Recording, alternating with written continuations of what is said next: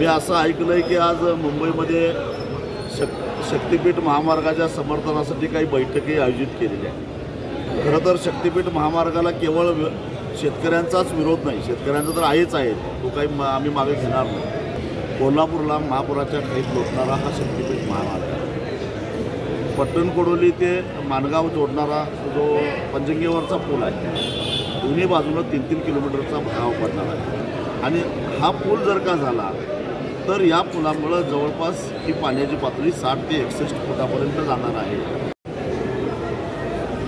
शक्तिपीठ महामार्ग करायचाच घाट काही लोकांनी घातलेला आहे।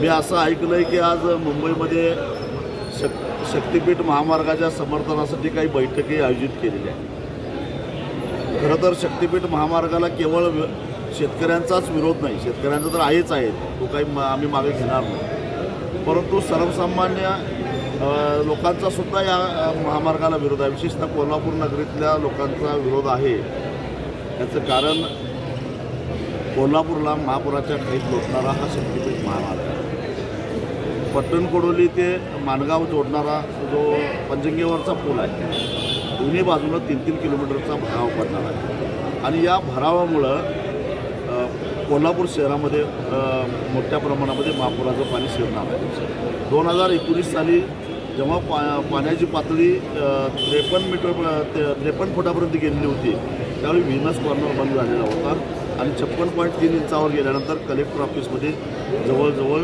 4 फूट पाणी आलेलं होतं। आणि हा पूल जर का झाला तर या पुलामुळं जवळपास ही पाण्याची पातळी 60 ते 61 फुटापर्यंत जाणार आहे। आणि मग कोल्हापुरातल्या सर्वसामान्य लोकांना, मग ते व्यापारी असतील, गोरगरीब असतील, सगळं भांडी कुंडी घेऊन 15 दिवस महिनाभर गाव सोडावं लागणार आहे। हे कशासाठी? काही मूठभर लोकांच्या अट्टहासासाठी, काही मूठभर लोकांना या शक्तिपीठातून पैसा मिळवायचा आहे, म्हणून कोल्हापूरचा का बळी द्यायचा?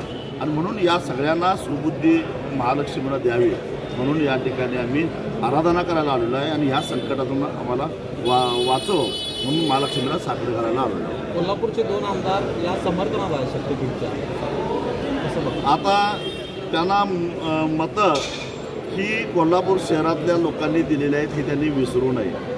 जर कदाचित शक्तिपीठ महामार्ग झाला या सगळ्यांच्या दडपशाहीमुळं आणि कोल्हापूरला जर का महापुराला सामोरं जावं लागलं तर त्याला हे दोघे जबाबदार असतील, हे त्यांनी लक्षात ठेवावं। अशाच नवनवीन अपडेट्ससाठी डिजिटल कोल्हापूर चॅनेलला सबस्क्राईब करायला विसरू नका।